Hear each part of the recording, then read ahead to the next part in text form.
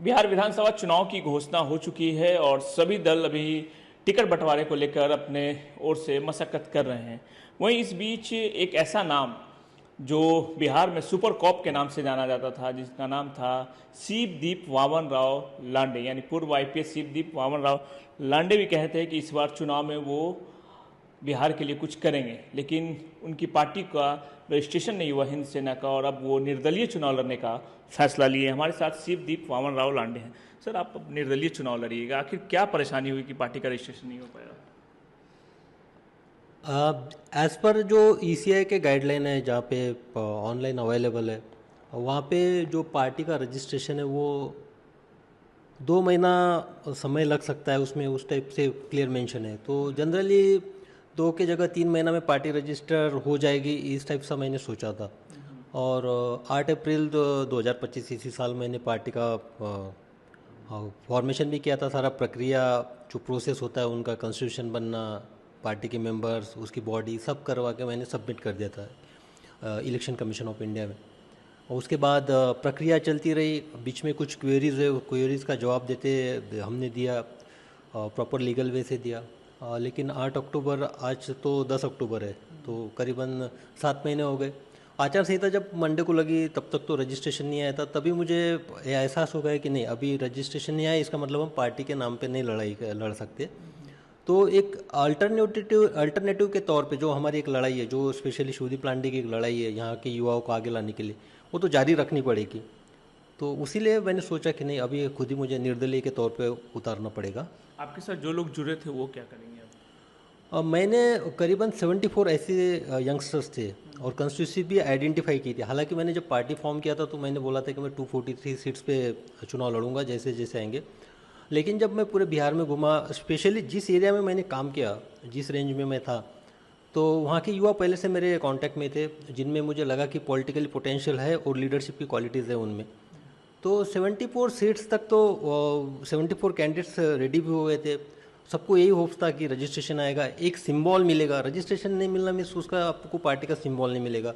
दूसरी सबसे बड़ी बात है कि पार्टी का जो होता है एक उसमें बैंक अकाउंट नहीं खुलेगा। यानी जो हम एक अपील करके लोगों से कंट्रीब्यूशन फंड लेने वाले थे, पार्टी फंड जो एक बिहार के बदलाव के लिए हम अपील करने वाले थे लोगों से, तो वो भी हमारा स्टक हो गया। तो सारी चीज़ें जब स्टक हो गई तो वो 74 जो लड़के, उसमें से 1-2 लड़के आज भी डेस्परेट है कि नहीं सर, हम आपके नाम पे चुनाव लड़ेंगे।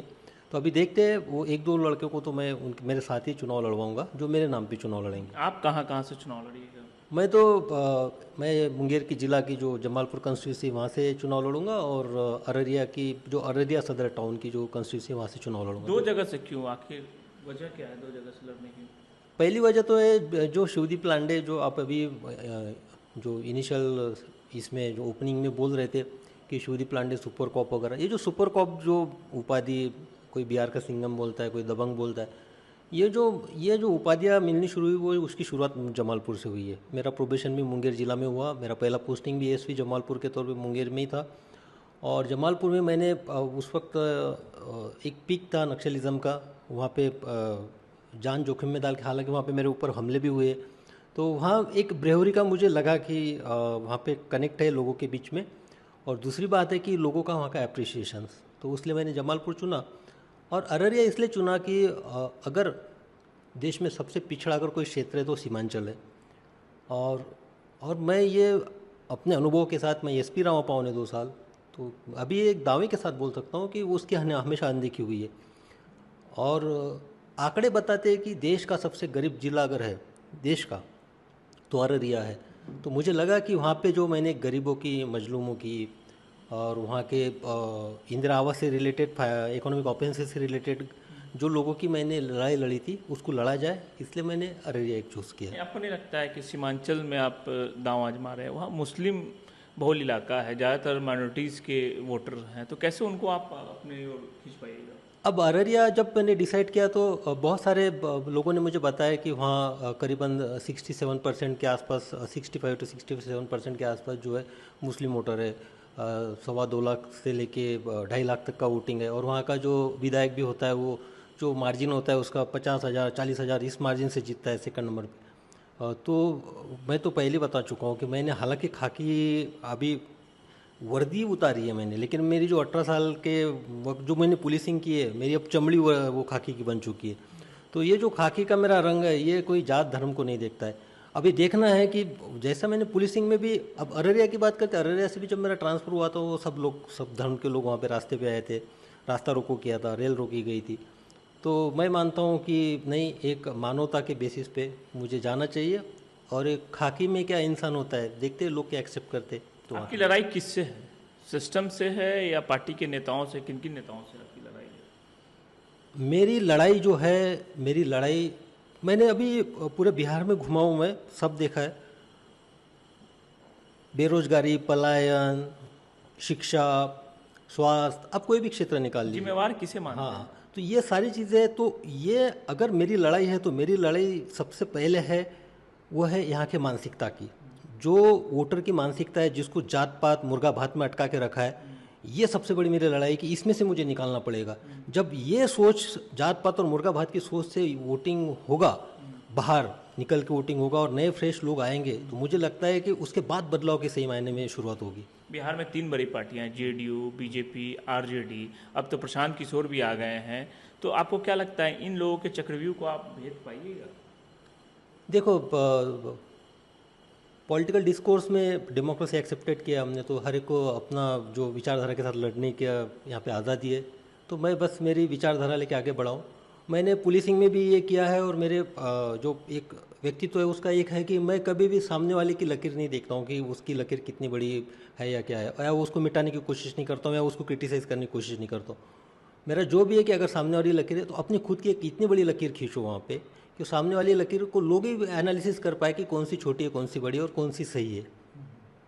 तो क्या अब आप जब आईपीएस की नौकरी छोड़े, आपने रिजाइन किया, तो घर में कितनी परेशानी हो रही है? क्योंकि अब तो शायद पेंशन मैं, हाँ, तो ये बात है कि पर्सनल है, हाँ, लेकिन जरूरी है हाँ, ये। हाँ, नहीं, एक्चुअली 2026 तक मैं रुकता तो मेरा 2006 बैच का आईपीएस का है, तो मुझे पेंशन भी मिल सकता था आराम से, 1-1.5 लाख रुपए का चलता ही रहता था, ज़िंदगी चल जाती थी। लेकिन मैं ये जो विधानसभा है, इसमें युवाओं को मैं उस टाइप से, मुझे जो लगता था कि इनका बीजारोपण करना चाहिए, नहीं कर पाता था, इसलिए मैंने पेंशन को भी ठुकरा दिया। सिर्फ माँ का इसमें कंसर्न था कि पहले वो जब पूछा कि मैं ये करने वाला हूँ, तो बोल पिताजी तो नहीं है, 3 साल पहले गुजर गए। घर में क्रिटिसाइज होता है या नहीं? नहीं, क्रिटिसाइज नहीं हुआ। माँ बोली ठीक है, पेंशन नहीं, फिर भी गांव में खेती है, वहाँ खेती कर लेना। और वाइफ मेरी ममता खुद डॉक्टर है, और एक ही बेटी अरारा 10 साल की, तो वो भी बोली कि मैं बेटी की जिम्मेदारी संभाल लूँगी, आपको जो देना है हम सबको छोड़ के बिहार को देना है, और कमाटी का कर्ज उतारना है, आप जाइए। लेकिन बहुत बड़ा डिसीजन है ये तो। नहीं, ये ज़्यादातर देखा है हमने, आईपीएस चाहे आईएएस जो है रिटायर होते हैं तब राजनीति में आते हैं, सब चीज़, सब सुविधा का लाभ ले लेते हैं तब आते हैं। आप अचानक बीच में छोड़ दिए? नहीं, ये डिसीजन नहीं बोल सकते इसको ये बोल सकते हैं कि जो एक मेरे अंदर एक पीड़ा है, कि वो पीड़ा ये है कि अगर मैं यहाँ से नाम लेके जाऊँगा, आप लोगों का प्यार लेके जाऊँगा, विश्वास लेके जाऊँगा, और खुद के लिए जीऊँगा, खुद ही बड़े बड़े पोस्टिंग्स पे जाऊँगा, परिवार में मशगूल रहूँगा, और एक ज़िंदगी का एक जो पड़ाव आएगा, उस वक्त लगेगा कि मैंने बिहार को क्या दिया है। अभी जो दिया है मैंने, मुझे सैलरी मिलती थी, गाड़ी घोड़ा मिलता था, नौकर चाकर मिलते थे, और सब खत्म हो गया। वो नहीं, तो वो मैं कर्तव्य के तौर पे करता था। अभी मुझे निस्वार्थ होकर और जो करना है, कि मुझे कोई यहाँ के रिसोर्सेस नहीं है, तो मुझे लगता था कि ये कि कर्ज उतारने के लिए करना ज़रूरी था, मेरी अंतरात्मा की आवाज़ थी, तो इसलिए मैंने नहीं। एक आखिरी सवाल, अगर सफलता हाथ नहीं लगती तो क्या आप करेंगे फिर आगे? शिवदीप लांडे के, या फिर राजनीति में आएंगे या फिर कुछ और? शिवदीप लांडे के खून में संघर्ष है, और एक शिवदीप लांडे के विचार है, और उसके कुछ मूल सिद्धांत है, जिसमें वो कभी कभी किसी ने आज तक समझौता नहीं हुआ। व्यवस्था में रह के भी मैं जब समझौता नहीं किया, तो व्यवस्था के बाहर तो मैं नहीं करूँगा समझौता, और संघर्ष जारी रहेगा। अब लोगों का है ये, लोग जो डिसाइड करेंगे, लेकिन मैं मेरा संघर्ष नहीं छोड़ने वाला। वैसे भी मैं 60 साल का रिटायरमेंट होता था वैसे, और 13-14 साल तो है आगे, तो उतना तो मैं मिनिमम उतना पकड़ लो कि मैं यहाँ संघर्ष करूँगा। और पार्टी का रजिस्ट्रेशन अभी इलेक्शन के बाद तो आ ही जाएगा, प्रोसेस में तो है ही, तो मेरे इलेक्शन के बाद देखते हैं। चलिए, थैंक यू। तो ये थे शिवदीप लांडे, जो साफ तौर पे कह रहे हैं कि संघर्ष हम अपना नहीं छोड़ेंगे। आपने देखा होगा ज़्यादातर आईएएस आईपीएस जो है रिटायरमेंट के बाद सब सुविधा का लाभ लेने के बाद राजनीति में आते, लेकिन ये पहले आईपीएस हैं जो पेंशन तक को भी ठुकरा दिया। अगर 2 साल और ये नौकरी कर लेते तो इन्हें पेंशन भी मिलता, लेकिन सब चीज़ को ठुकरा कर ये राजनीति में आए। अब देखने वाली बात होगी कि इस विधानसभा चुनाव में, इस राजनीति में सुपर कॉप की भूमिका क्या होती है। सुजीत कुमार, आज तक, पटना।